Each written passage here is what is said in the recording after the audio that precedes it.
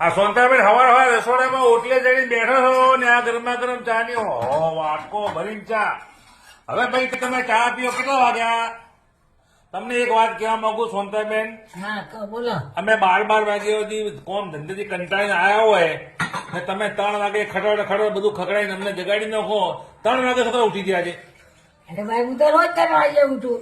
કે મારે નાવું માળા કરવી, એટલે 3 વાગે તો ગોમમાં ક્યાંય ના હોય નાવાનું ભાઈ. નાવું ને પછી માળા કરું.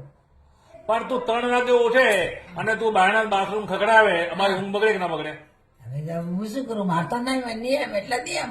પણ નિયમ 3 વાગે ના હોય, 5-6 વાગે કોઈ બી માળા 3 વાગે થોડી થાય. 3 વાગે ની નાવાનું ધોવાનું. પણ આજે તો 3 વાગ્યા છે ભાઈ.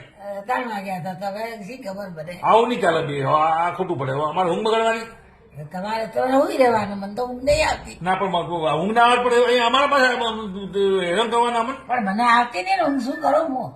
પણ ઊંઘ તો દાડે હવે આજથી દાડે બંધ ઊંઘવાનું થાય. ના દાડે નહીં આવતી મને તો. બરાબર. હું સતીશને ફોન કરું. હા કરજે બરો. હા. સતીશ તમારે રાજી થાય કે મારે વિવાહ સારું કરે. એટલે શું કરે તું? ઘેર અહીંયા જાય હે? પિયર જવાની વાત કરે. ધમકી હાલે પિયર તો હું જઈશ ને, મારા છોકરા વિવાહ છે. એટલે મને ધમકી હાલે. હું તો કહો અમે તને કહેવા જાય દાદા. ભત્રીજા અમે તને કોઈ સારી વાત સમજાવો આવતો તો કોઈ દાદા કહેવાય. શું કરે દાદાગીરી કરો મારે? ભાઈ નહીં પણ ભત્રીજા 5 ભત્રીજા મારે.